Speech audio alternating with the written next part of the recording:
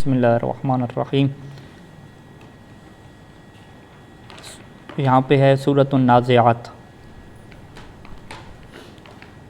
اس بارے میں یہ لکھتے ہیں کہ 46 آیہ مکیۃ، 46 یعنی 46 اس کی آیات ہیں اور یہ مکی ہے، یعنی مکہ میں یہ صورت نازل ہوئی ہے۔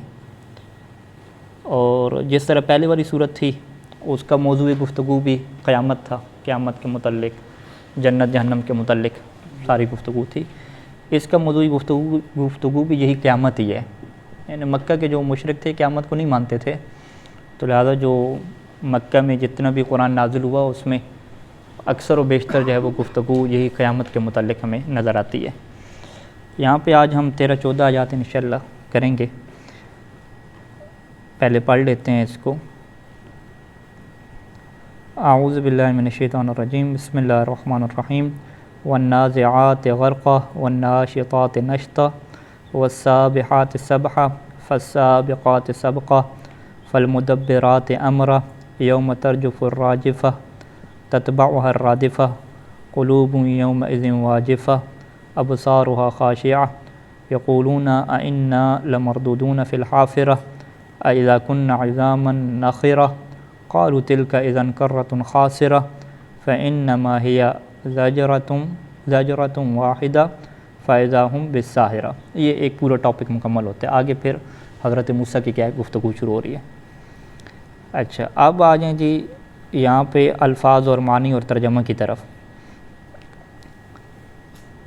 والنازعات غرقا والناشطات نشطا والسابحات سبا فالسابقات سبا فالمدبرات امرا۔ یہ دیکھیں انہوں نے 5 آیات کیا اکٹھی لکھ دیں، نازعات، ناشطات، سابحات، سابقات، فالمدبرات۔ یہ سارے جو ہے وہ اس میں فاعل کے صیغے ہیں اور اسے ہم کیا کہتے ہیں، جمع مؤنث کے صیغے ہیں، ٹھیک ہے۔ جمع مؤنث کا صیغہ جو ہے وہ جماعت کے لیے بولا جاتا ہے، ٹھیک ہے جی۔ مثال کے طور پہ اگر ایک گروہ آپ کی مدد کرنے کے لیے آ رہا ہو تو آپ جماعت الناصرہ بھی کہہ سکتے ہیں اور جماعت الناصرات بھی کہتے ہیں، قوم الناصرات، ایسی قوم جو مدد کرنے والی ہے۔ تو اس کا یہ مطلب نہیں ہوتا کہ وہ خواتین مدد کرنے آ رہی ہیں، نہیں، یہاں پہ جو چیز محذوف رکھی جاتی ہے وہ جماعت رکھی جاتی ہے، اور جماعت کے طور پہ صیغہ جو ہے وہ جمع مؤنث کا استعمال کی جاتا ہے۔ اب یہاں پہ جو گفتگو ہو رہی ہے وہ ایک جماعت کے بارے میں ہو رہی ہے، ایک گروہ کے بارے میں گفتگو ہو رہی ہے۔ اب وہ گروہ کون سا ہے، اس بارے میں 3 نظریات مصنف ذکر کریں گے۔ ایک نظریہ جو مشہور ہے کہ یہ فرشتوں کے ایک گروہ کے متعلق گفتگو ہو رہی ہے، اور یہاں پہ جو فرشتے ہیں ان کی صفات کو بیان کیا جا رہا ہے۔ اب سب سے جو پہلی صفت ہے ان کی نازعات غرقہ، اس کا کیا مطلب ہے؟ مصنف یہاں سے ترجمہ شروع کرتے ہیں کہ اقسم تعالی، کہ اللہ تعالیٰ نے جو ہے وہ قسم کھائی ہے۔ قسم کہاں سے ہمیں سمجھ آ رہی ہے جی؟ واو سے آئی ہے، کیونکہ واو قسم کے ہمارے پاس موجود ہے، وہ کیونکہ جب کہا نا کہ ون نازعات، تو ون نازعات سے ہمیں یہ سمجھ آ گئی کہ قسم جو ہے وہ کھائی جا رہی ہے۔ تو اللہ تعالیٰ نے کس کی قسم کھائی ہے؟ پہلا نظریہ کیا ہے کہ بالملائکہ، فرشتوں کی کیا قسم کھائی ہے؟ فرشتوں کی جماعت کی قسم کھائی ہے۔ اللہ تھی، کون سے فرشتے؟ اب یہ نازعات کا کیا مطلب یہاں سے واضح ہوگا۔ اچھا جی، التی تنزع من اقصى ابدانہم، دیکھیں بالکل یہاں پہ نئے الفاظ ہیں۔ نزع ینزع کو جو لفظ ہے اس کا مطلب کیا ہوتا ہے؟ نکالنا، ٹھیک ہے جی، ہاں، نکالنا، ٹھیک ہے۔ من اقصى ابدانہم، اقصی کا لفظ آپ نے پڑھا ہوا ہے، تجوید میں ہم پڑھتے ہیں اقصی حلق، ٹھیک ہے۔ اقصی کیا مطلب؟ آخر، انتہا۔ ابدانہم یعنی جو لوگوں کے بدن ہیں، لوگوں کے بدن کے آخر تک سے وہ نکال لیتے ہیں۔ کیا نکالتے ہیں؟ روح کو کیا نکالتے ہیں؟ تو نازعات کا مطلب تو نکالنا ہو گیا۔ جو غرقن کی تفسیر ہے وہ یہی بنے گی کہ من اقصی ابدانہم، بدن کے آخر سے نکالنا۔ یہ جو لفظ غرقن ہے اس کو اگر آپ قاموس میں جا کے دیکھیں گے تو ایک تو غرق کا وہی مطلب ہے ڈوب جانا نا، پانی میں غرق ہو گیا، اردو میں ہم استعمال کرتے ہیں۔ ایک اس کا مطلب کیا ہے کہ حد سے زیادہ آگے چلے جانا، ٹھیک ہے جی، حد سے بڑھ جانا۔ تو یہاں پہ جو معنی مصنف نے کیا ہے وہ یہی معنی کیا ہے کہ آخر تک پہنچ جانا، حد سے کیا ہے؟ بڑھ جانا۔ اس کا مطلب یعنی غارقہ کا مطلب ڈوبنا نہیں ہے، غارقہ کا مطلب کسی چیز میں گھسنا نہیں ہے، ٹھیک ہے، بلکہ یہاں پہ کیا مطلب ہے کہ آگے بڑھ جانا، حد سے آگے بڑھ جانا۔ وہ کتنا آگے بڑھ جاتے ہیں یعنی روح نکالنے میں، من اقصی ابدانہم، یعنی وہ روح نکال لیتے ہیں جسم کے آخری حصے تک سے، یعنی جسم کا کوئی انگ اور کوئی حصہ، کوئی جز ایسا نہیں بچتا کہ جس میں روح باقی رہے۔ تو تنزع غرقاً کیا مطلب، یعنی تنزع من اقصی ابدانہم، کہ وہ روح کو نکالتے ہیں بدن کی آخری حد سے، ٹھیک ہے جی، یہ ترجمہ ہو گیا۔ اب اردو میں اس کا کیا ترجمہ بننا چاہیے، ٹھیک ہے، وہ فرشتے جو روحوں کو نکالنے والے ہوتے ہیں ان کے بدن کی آخری حد سے، یہ ترجمہ بننا چاہیے۔ اب یہ ترجمہ کس نے اس طرح کا کیا ہے، ترجمے والا سافٹ ویئر کھولیں اور نکالیں سورہ، دیکھیں بھی ایک دفعہ ترجمہ کے جو ہند و پاک کے مترجمین ہیں وہ ترجمہ اس کا صحیح کر رہے ہیں یا نہیں کر رہے ہیں۔ ہاں بھی سافٹ ویئر صاحب نے کیا انسٹال یا نہیں کیا، ٹھیک ہے جی۔ یہاں پہ آپ سورہ میں چلے جائیں، سورہ نمبر کون سا ہے، سورہ نمبر 79 ہے، ٹھیک ہے، پہلے نمبر پہ جو سورہ ہے اس پہ جائیں گے 79 پہ، ٹھیک ہے جی، 79 میں جو پہلی آیت ہے اس میں، یہاں پہ ایک ترجمے میں لکھا کہ سختی سے کھینچتے ہیں، ٹھیک ہے، ہاں ایک ترجمہ ہے کہ ان فرشتوں کی قسم جو کافروں کی جان ان کے جسموں کے ایک ایک انگ میں سے، ٹھیک ہے جی، لیکن یہ انہوں نے کیا ڈال دیا، بریکٹ میں ڈال دیا، اصل انہوں نے سختی سے لکھا، ٹھیک ہے جی، ڈوب کر سختی سے کھینچنے والوں کی قسم، ایک طرح انہوں نے ڈوبنے کا بھی لکھا ہے، غرقاً کے اندر ڈوب کر سختی سے نکالنے والے۔ اچھا ایک اور تشیع کا ترجمہ ہے قسم ان فرشتوں کی جو کفار کی روح ڈوب کر سختی سے نکالتے ہیں، ڈوب کر، انہوں نے ڈوب کر لکھا ہے، ٹھیک ہے۔ مرحوم جوادی، سید ذیشان جوادی علیہ الرحمہ، انہوں نے کیا کہا، انہوں نے بھی ڈوب کر لکھا ہے کہ قسم ہے ان کی جو ڈوب کر کھینچ کر نکالنے والے ہیں، انہوں نے ڈوبنے کے معنی لکھا، ٹھیک ہے جی۔ سید علی نقی مرحوم ہندوستان، قسم ہے ان فرشتوں کی جو جسموں کے اندر سرایت کر کے روحوں کو کھینچتے ہیں، انہوں نے کیا ہے وہ ڈوبنے کے معنی لیا، جسموں کے اندر سرایت کرنے والا، ٹھیک ہے جی۔ ایک اور ترجمہ اہل تشیع کے محمد حسین ڈکو صاحب کا، انہوں نے بھی کیا لکھا کہ ڈوب کر کیا نکالتے ہیں، تو سختی کا معنی یا ڈوب کر کیا یہاں پہ نظر آ رہا ہے، احمد علی نے لکھا ہے جوڑوں میں گھس، ہاں میر احمد علی کیا لکھا ہے، جوڑوں میں گھس کر نکالنے والا، جوڑوں میں گھس کر، ہاں یعنی یہ سارے آپ تفسیریں دیکھیں گے نا تو غرقاً کا ترجمہ سارے کیا کر رہے ہیں، اندر گھس کر کرنا، لیکن یہاں پہ یہ ترجمہ کیا کر رہے ہیں، تنزع من اقصی ابدانہم، کہ آخر تک، یعنی اور آپ لغت میں دیکھیں گے کہ اغرا کا کیا ایک مطلب کیا ہے، حد سے بڑھنا، آخر تک جانا، ٹھیک ہے، جوڑوں سے مطلب کہ یعنی ہاں بالکل جوڑوں سے نکالنے، محاورہ ترجمہ ہم کہہ سکتے ہیں، یا اسی طریقے سے ایک طرح میں اس کا سختی تک ہے، آخر تک جانا یعنی مکمل سختی سے نکالنا۔ اچھا چلیں یہ ترجمے کی طرف متوجہ آپ انشاءاللہ ہوں گے کہ غرقاً یہاں پہ ڈوبنے کے معنی میں آئے گا، گھسنے کے معنی میں آئے گا، یا آخر تک کیا آئے گا۔ تو مصنف کیا کہتے ہیں سید شبر علیہ الرحمہ کے تنزع من اقصی ابدانہم، کہ یہاں پہ ترجمہ جو ہے وہ سختی کا بھی نہیں ہے، بدن کے اندر گھسنے کا بھی معنی نہیں ہے، ٹھیک ہے، بلکہ معنی کیا ہے کہ من اقصی ابدانہم، کہ ان کے جو بدن کی آخری حد ہے وہاں سے جو ہے وہ نکال لیتے ہیں روحوں کو۔ ہاں ابھی وہ گروپ میں بھیجی تھی نا، نہیں آپ کے پاس، یہ ایزی قرآن و حدیث، میں دوبارہ لنک بھیجتا ہوں آپ کو، ٹھیک ہے، ہاں شاید آپ بعد میں ہیں گروپ میں نا، میرے پاس قرآن نور ہے، اس میں ایک بہت آپ کے پاس کون سے کی ایپ ہے، قرآن نور، قرآن علوم، اس میں بہت سارے ترجمے، ہاں آپ بھی لنک بھیجیں گروپ میں، سب کچھ بتاتا ہے، ہر چیز بتا، اچھا اچھا چلیں آپ لنک بھیجیے گا گروپ میں۔ چلیں جو اچھی ایپس وغیرہ ہیں تقابلی ترجمے کی وہ گروپ میں بھیجیں جن کے پاس ہیں، تاکہ مزید اس کے ساتھ آسانی، ٹھیک ہے، اردو والے، ٹھیک ہے۔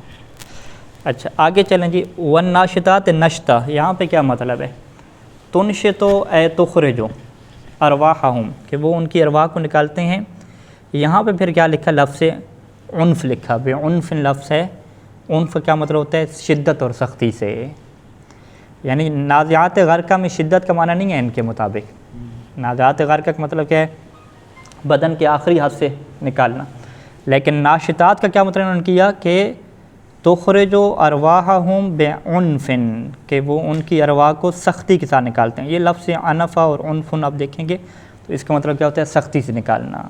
ٹھیک ہے جی.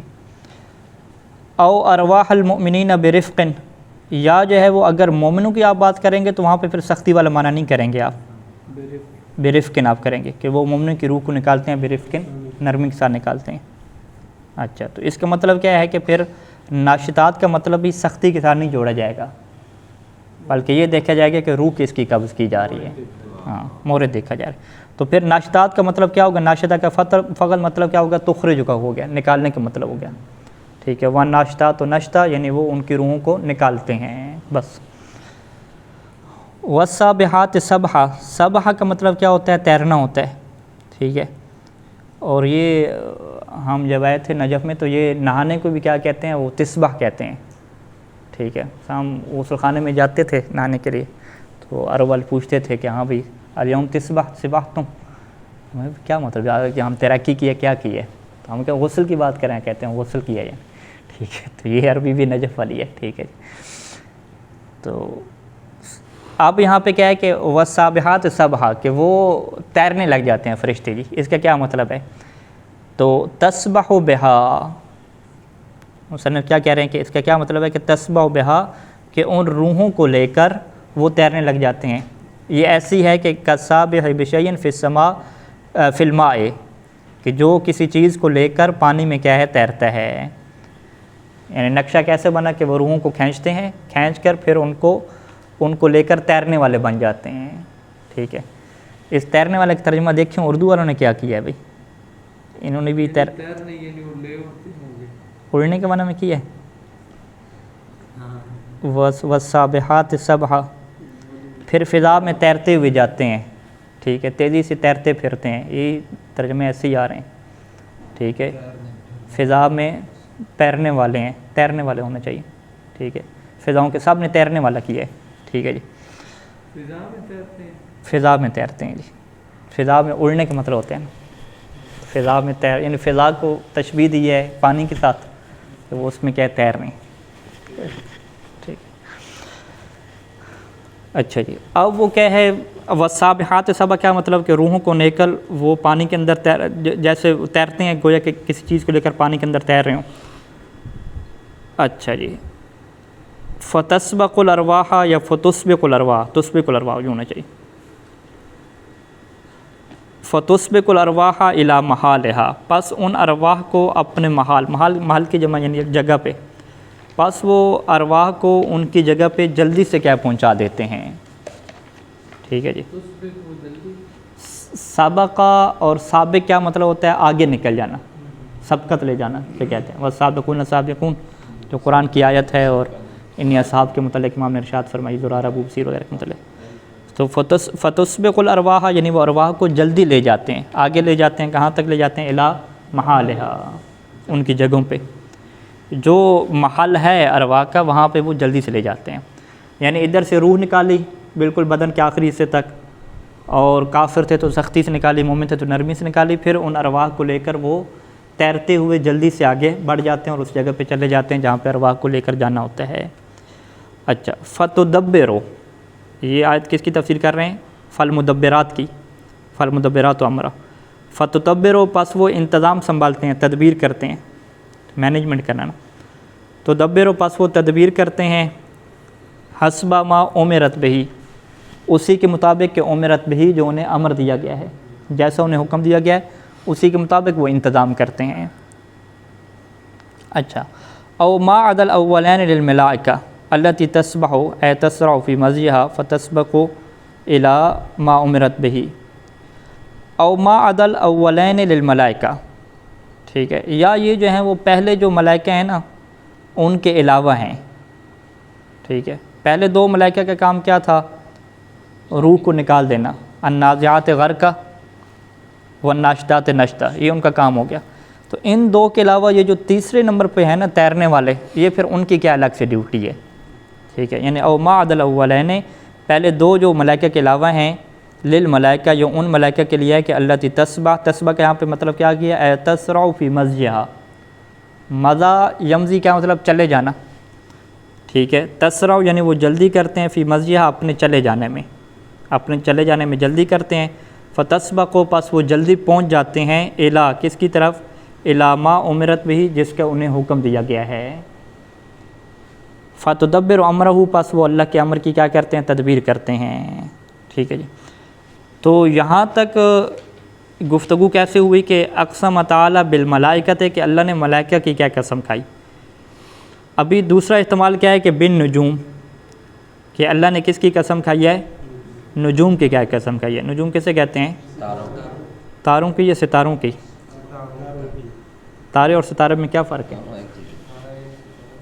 کوکب اور نجم یہ عربی میں استعمال ہوتا ہے نا، ٹھیک ہے۔ تاروں اور سیارے کا ہم فرق پڑھتے تھے نا اسکول میں، ہاں نجم چمکتا ہوا ستارہ، نہیں کیا ہے آپ کے انگلش کورسز ہیں اردو کورسز ہیں، تارے اور سیارے، تارے اور ستارے کا فرق یا سیارے کا فرق۔ سیارے جو ہوتے ہیں وہ اپنی روشنی لیتے ہیں نا، سورج سے لیتے ہیں، جبکہ جو تارے ہوتے ہیں یہ مستقل ہوتے ہیں، ان کی اپنی کیا روشنی ہوتی ہے، واضح۔ جو آسمان پہ ہمیں باریک باریک پر نظر آتے ہیں صاحب کو کیا کہتے ہیں، تارے کہتے ہیں، جبکہ یہ جو پلوٹو ہے، مریخ ہے وغیرہ یہ کیا کہلاتے ہیں، سیارے کہلاتے ہیں، ان کی کوئی روشنی اپنی نہیں ہوتی۔ اچھا، تو نجوم تاروں کی اللہ نے قسم کھائی ہے، تارے کون سے، التی تنزع من المشرق غرقا فی النزع، کہ جو مشرق سے نکلتے ہیں، اور غرقا فی النزع یعنی یہ نکلنے میں آخری انتہا کو چلے جاتے ہیں، ٹھیک ہے، مشرق سے نکلے اور غرقا فی النزع بالکل آخری انتہا کو چلے گئے، حتی تغیب فی المغرب یہاں تک کہ مغرب میں جا کے یہ کیا ہو گئے جی، غروب ہو گئے۔ تو نازعات کی یہ تفسیر ہو جائے گی کہ قسم ہے ان ستاروں کی کہ جو بالکل آخری حد تک کیا نکل جاتے ہیں، آخری حد تک نکل جاتے ہیں یعنی پھر مغرب میں جا کے ڈوب جاتے ہیں۔ اچھا، وہ تنشط کو کیا مطلب ہے، یعنی نکلنا، وہ تنشط من برج الی برج، اور ایک برج سے دوسرے برج کی طرف کیا ہے جاتے ہیں، ٹھیک ہے جی۔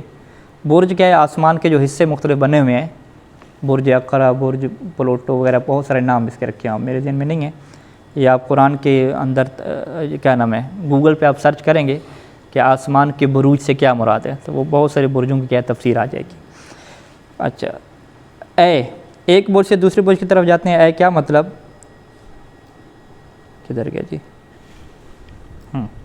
اے تخرج نکلتے ہیں، وہی تنزع کو نکلتے ہیں، وتسبح فی الفلک، اور جو فلک ہے، جو فضا ہے اس میں وہ تیرتے ہیں، یہ جو ستارے ہیں یہ ایسے ہیں کہ جیسے فضا میں تیر رہے ہوں، فیستبق بعضها بعضا فی السیر، پس ہوتا کیا ہے کہ بعض دوسرے بعض سے سبقت لے جاتے ہیں، آگے نکل جاتے ہیں، کس بات میں، فی السیر چلنے میں،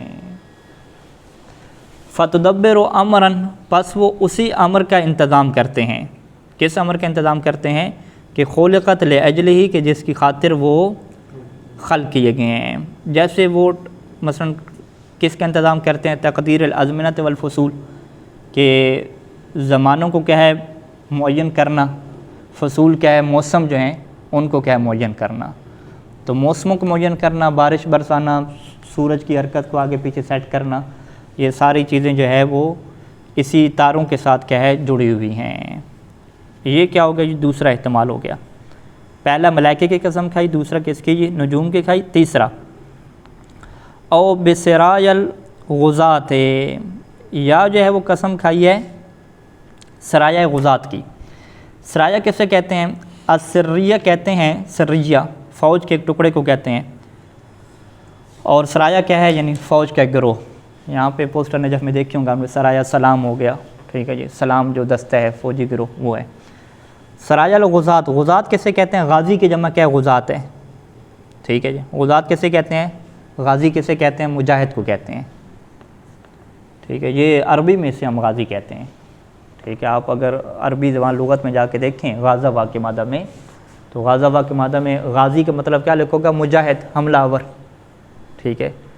وہ جو اردو میں ہم اس کا معنی کرتے ہیں غازی کا جی، جو بچ کے آ جائے اسے غازی کہتے ہیں، یہ عربی میں نہیں ملے گا آپ کو، ٹھیک ہے، آپ سرچ کریں گے تو عربی میں نہیں ملے گا، لہٰذا وہ پھر سوال مولا عباس کے بارے میں جب یہ پوچھا جاتا ہے کہ ان کو پھر غازی کیوں کہتے ہیں، ٹھیک ہے، تو پھر اس کی مختلف تعویلیں کرنے کی ضرورت ہمیں نہیں پڑے گی، ہم کہتے ہیں اگر عربی والا غازی کہتے ہیں تو وہ پھر مجاہد ہیں، ٹھیک ہے، تو اردو والا غازی ہے بچ کے آگے، تو پھر اس کی آپ تعویلیں کرتے رہیں۔ کہ وہ کیسے بچ کے آئے تھے، کیا سسٹم تھا کیا نہیں تھا۔ اچھا، سراج الغزات یعنی مجاہدوں کے دستے، یعنی مجاہدوں کے جو مختلف گروہ ہیں ان کی کیا اللہ نے قسم کھائی ہے، اور وہ مختلف گروہ کیسے بنیں گے؟ نازعات والا کون سا گروہ بنے گا؟ نازعات کا پھر یہ مطلب ہوگا کہ تنزع القسیہ، ٹھیک ہے، قسوت سے ہے، قسی کسے کہتے ہیں؟ جو بے رحم انسان ہوتا ہے، ظالم، ہاں، تو یعنی وہ جو قسی ہوتا ہے اس کو وہ نکال دیتے ہیں، یعنی نکال دیتے ہیں مطلب کہ بے اغراق السہام میں۔ اب یہاں پہ جو غرق کا معنی ہے نا وہی آئے گا، کسی چیز کے اندر کیا ہے؟ گھس دینا، تو وہ خود نہیں گھستے بلکہ بے اغراق السہام، جو ان کے سہم تیر ہوتے ہیں، جو تیر ہوتے ہیں ان کو وہ گھسا دیتے ہیں ظالم اور بے رحموں کے بدن میں، اور پھر ان کو کیا ہے؟ نکال دیتے ہیں۔ نکال دیتے ہیں کیا ہوتے ہیں؟ یعنی ان کی روح کو کیا نکال دیتے ہیں، یعنی تنزع القسیہ، یہ بے رحم کی روح کو نکال دیتے ہیں بے اغراق السہام میں۔ کیسے اس کی روح کو نکالتے ہیں؟ بے اغراق السہام میں، سہم اور تیروں کو ان کے جسم میں پیوست کر کے۔ تو یہاں پہ اغراق کا مطلب کیا ہوگا؟ پیوست کرنا اور گھسانے کا ہوگا، ٹھیک ہے جی۔ اچھا، یہ ناشط والنازعات نزع کی یہ معنی ہو جائے گا یہاں پہ فوج کے اگر معنی میں کرتے ہیں۔ دوسرا کیا ہے؟ وَتُنْشِطُهَا مِنَ الناشطات کا کیا مطلب ہے؟ ناشطات کا مطلب تو نکالنا تھا نا، تو انہوں نے کہا یہی ہے کہ جب تیر اس کے اندر وہ ڈالتے ہیں تو تنشطها منہا، پھر تیر اس کے اندر سے کیا نکال لیتے ہیں، ٹھیک ہے، پہلے سہم نیزہ یا تیر ان کو مارا، پھر وہ تیر یا سہم ان کے اندر سے نکال دیا۔ اچھا، یہ ہوگا۔ اگلا جو معنی تھا وَسَابِحَاتِ سَبْحًا، وہ تیرنے کے معنی میں، جلدی جانے کے معنی، اس کا کیا مطلب ہے؟ کہتے ہیں کہ وَتُسْرِعُ فِي مَزْيِهَا، کہ اپنے جانے میں وہ کیا کرتے ہیں؟ جلدی کرتے ہیں، یعنی فَتَسْبَقُ إِلَى الْجِهَادِ، وہ جہاد کی طرف جلدی پہنچ جاتے ہیں، سبقت رہ جانا، یعنی جانے میں وہ جلدی کرتے ہیں، جہاد کی طرف جلدی پہنچ جاتے ہیں۔ اچھا، یہ ہو گیا۔ پھر مدبرات کا کیا معنی ہوگا؟ فالمدبرات امرا، یعنی فتدبر امرہ، وہ جو اللہ کا امر ہے اس کی وہ کیا کرتے ہیں؟ تدبیر کرتے ہیں، اس کا وہ انتظام کرتے ہیں، جو اللہ نے امر دیا ہے اس کو وہ پورا کرتے ہیں گویا کہ۔ اچھا جی، اب یہ تو کیا ہوگی؟ قسم ہو گئی۔ تو لہٰذا ہم خلاصہ کیا کریں گے کہ یہاں پہ جو 5 صفات بیان کی گئیں، والنازعات غرقا، نکالنے والے، نکلنے والے، تیرنے والے، آگے بڑھ جانے والے، مدبرات کیا ہے؟ انتظام کرنے والے، یہ یا تو ملائکہ کی صفات ہیں یا یہ کس کی صفات ہیں جی؟ ہاں، ستاروں کی ہیں، ٹھیک ہے، تاروں کی ہیں جسے ہم نے کہا، یا تیسرے نمبر پہ کیا ہے؟ یہ مجاہدوں کے جو دستے ہیں ان کی صفات ہیں۔ اچھا، ان کی قسم کھانے کے بعد جواب قسم کیا ہے؟ تو مصنف کیا کہتے ہیں؟ وجواب القسم محذوف، قسم کا جواب محذوف ہے۔ وہ جواب کیا ہو سکتا ہے؟ لَتُبْعَثُنَّ، جواب یہ ہے کہ لَتُبْعَثُنَّ، تُبْعَثُ تُبْعَثُنَّ، نون تاکید لگ گئی کہ تم ضرور اٹھائے جاؤ گے، بعث یوم بعث، اٹھانا، تُبْعَثُنَّ، تم ضرور اٹھائے جاؤ گے۔ اس جواب کے اوپر کیا دلیل ہے کہ یہ جواب کیا محذوف ہے؟ کہتے ہیں کہ بے دلیل یوم ترجف الراجفہ، دلیل جو ہے وہ یہ اگلی آیت ہے کہ جس دن راجفہ ترجف کرے گی، ٹھیک ہے، پہلے ربیع ترجمہ کر لیتے ہیں۔ تو راجفہ کا کیا مطلب ہے؟ راجفہ کا مطلب یہ بیان کریں گے کہ کسی چیز کا کیا پریشان ہو جانا، ٹھیک ہے جی، پریشان ہونے والی چیز پریشان ہو جائے گی، کہ جس دن پریشان اور مضطرب ہونے والی چیز مضطرب ہوگی۔ اچھا، مصنف کہتے ہیں کہ النفخۃ الاولی، یہ بات ہو رہی ہے پہلے نفخہ کی، پہلی پھونک کی، کہ پہلا جو پھونک سور میں جو پہلا پھونکا جائے گا اس میں سارے لوگ کیا مر جائیں گے نا، پہلا جو اسرافیل پھونکیں گے تو سارے مر جائیں گے، دوسرے پہ کیا ہے وہ سارے زندہ ہو جائیں گے۔ تو پہلا جو ہے نا یہ اس کی بات ہو رہی ہے کہ پہلے پھونک کے وقت ہوگا کیا کہ یرجف بہا کل شیء، کہ ہر چیز کیا یرجف ہو جائے گی۔ یرجف کیا مطلب؟ یتزلزل، کہ متزلزل ہو جائے گی، ہل کے رہ جائے گی، ٹھیک ہے۔ او ہی الارض والجبال، یا اس سے مراد ہر چیز نہیں ہے بلکہ اس سے مراد کیا ہے؟ ارض اور جبال ہے، زمین اور پہاڑ ہیں، کہ زمین اور پہاڑ کیا ہل کے رہ جائیں گے، اس کا یہ مطلب ہے۔ بندے تو کیا مر جائیں گے نا، انہوں نے کیا ہلنا، ٹھیک ہے، جو مخلوقات ہیں وہ مر جائیں گی، جو چیزیں ہلیں گی ریزہ ریزہ ہوں گی وہ یہی پہاڑ وغیرہ ساری چیزیں۔ اچھا، تتبعها الرادفہ، تتبع کیا ہے؟ تابع ہونا، تابع کیا ہوتا ہے؟ کس چیز کے بعد میں آنا۔ اس کے بعد پھر کیا آئے گا؟ رادفہ آئے گا۔ رادفہ سے کیا مراد ہے؟ النفخۃ الثانیہ، جو دوسری پھونک ہے اس سے مراد کیا ہے؟ رادفہ ہے۔ والسماء والکواکب تتفطر وتنتشر، ٹھیک ہے جی، آسمان اور جو کواکب سیارے ہیں یہ کیا ہے؟ تتفطر، فطر یفطر تفطر، کس چیز کا؟ ریزہ ریزہ ہو جانا، ٹکڑے ٹکڑے ہو جانا، تو یہ سارے ٹکڑے ٹکڑے ہو جائیں گے، وتنتشر، اور پھیل جائیں گے۔ قلوب یومئذ واجفہ، اس دن جو دل ہیں وہ واجفہ ہوں گے۔ واجفہ کیا تفسیر کی؟ یعنی قلقۃ من الخوف، کہ خوف کی وجہ سے قلق، پریشان ہوں گے۔ ابصار و خاشعہ، اس دن جو ان کی آنکھیں ہیں نا، جو نگاہیں ہیں وہ خاشع ہوں گی، جھکی ہوئی ہوں گی، یعنی ابصار و اہلھا ذلیلہ، کہ جو زمین والے ہیں ان کی جو ابصار ہیں، بصیر بصارت آنکھیں، وہ کیا ہیں؟ ذلیل ہوں گی، ذلیل یعنی رسوا ہوں گی، جھکی ہوئی ہوں گی، ٹھیک ہے جی۔ اب وہ کن کی آنکھوں کی بات ہو رہی ہے؟ وہی جو کافر تھے، جو انکار کرتے تھے، ٹھیک ہے۔ ابصار و خاشعہ، یقولون، وہ لوگ کیا کہتے تھے؟ انکار البعث، یعنی قیامت کا انکار کرتے وہ لوگ یوں کہا کرتے تھے کہ انا لمردودون بعد الموت، کہ کیا ہم موت کے بعد مردود، یعنی دوبارہ پلٹائے جائیں گے، رد کیے جائیں گے۔ فی الحافرۃ، حافرہ سے کیا مراد ہے؟ یعنی حیات، زندگی، پہلی والی حالت، ٹھیک ہے جی۔ لمردودون فی الحافرۃ، یعنی کیا ہم پہلی والی زندگی کی طرف پلٹائے جائیں گے۔ اس کا ترجمہ دیکھتے ہیں ہمارے مترجمین نے کیا کیا ہے حافرہ کا۔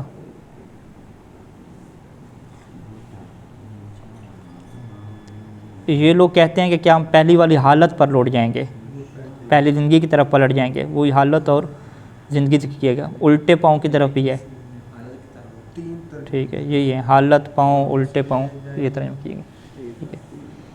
بھیجے جائیں گے اور لوٹائے جائیں گے۔ تو حافرہ کا کیا لغت مطلب زندگی ہوتا ہے کیا؟ پہلی حالت کو کہتے ہیں ہاں، حافرہ دیکھیں، حافرہ تو وہ کھودنے کے معنی میں ہے نا، پہلی حالت کو کہتے ہیں منکرین قیامت کا۔ نہیں، حافرہ ترجمہ دیکھیں، بولے حافرہ لغت میں، القاموس میں حافرہ دیکھیں کس معنی میں آئے۔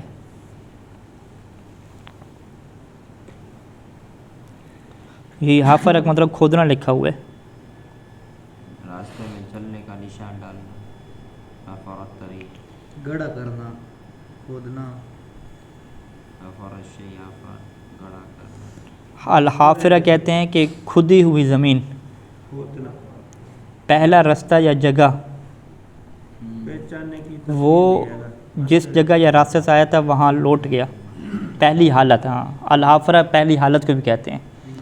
تو جو کھودی ہوئی زمین ہوتی ہے اسے بھی حافرہ کہتے ہیں، اور پہلی حالت کو بھی کیا کہتے ہیں؟ یہ حافرہ کے لغت معنی ہے، اس کا دوسرا معنی ہے الگ سے، ٹھیک ہے۔ ایک مطلب اس کا گڑھا ہے، تو یہاں پہ گڑھا معنی نہیں کریں گے، اس کا مطلب یہاں پہ کیا کریں گے؟ دوسرے والا معنی کریں گے، پہلی حالت والا، ٹھیک ہے۔ اذا کنا عظاما ناخرہ، کہ کیا ہم جو ہے وہ جب تھے، کیا تھے؟ کنا عظاما، ہڈیاں تھے، ناخرہ، ناخرہ کے انہوں نے کیا ترجمہ کیا؟ بالیہ، ٹھیک ہے جی۔ کون سی ہڈیاں تھے؟ ناخرہ، ناخرہ مطلب بالیہ۔ بالیہ کو کہاں پہ دیکھیں گے لغت میں؟ بالیتن، بالیہ میں دیکھیں، والا بالیہ میں دیکھیں، ملتا ہے آپ کو؟ بالی دیکھیں جی، بالی کسے کہتے ہیں جی؟ بالی تو چھوٹے بچے، ہاں، وہ اردو میں کہتے ہیں نا چھوٹی بچی کو، عربی میں دیکھیں بالی کسے کہتے ہیں وہ۔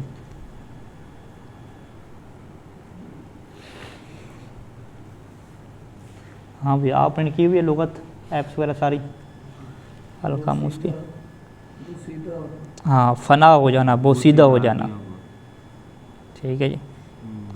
تو اردو میں جو بالی کا مطلب کیا ہے؟ خطرناک ہے، ٹھیک ہے، بوسیدہ، پرانا، ختم ہو جانا، ٹھیک ہے۔